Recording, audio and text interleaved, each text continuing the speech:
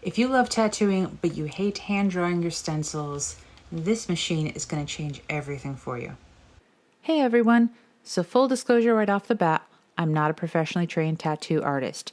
I just really love designing and giving small tattoos to myself and my partner. Up until now, I've been hand drawing every single one of my stencils. Honestly, it takes forever, and it definitely limited how big or complex I could go with my designs.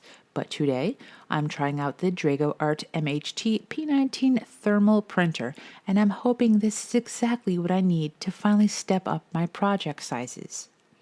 I've had this larger leg piece in mind for a while now. It's a detailed piece of a Gothic building. I drew the whole concept up in Photoshop, and now it's time to actually print it out. Getting this thing connected was incredibly straightforward. There's a dedicated printer app that links right up to your phone via Bluetooth, whether you're on Android or iPhone. It literally took me less than 2 minutes to get it unboxed and ready to roll.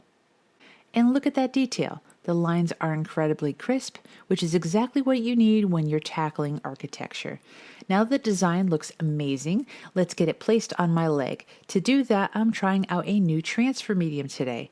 This is a thick, clear stencil gel made by the exact same company, Dragoart, and I'm hoping using the matching system gives it a really clean hold.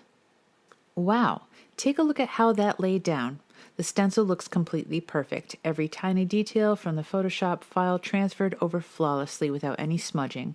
Seeing it on my skin right now, yeah, I'm 100% going through with it. We are officially making this a permanent tattoo today.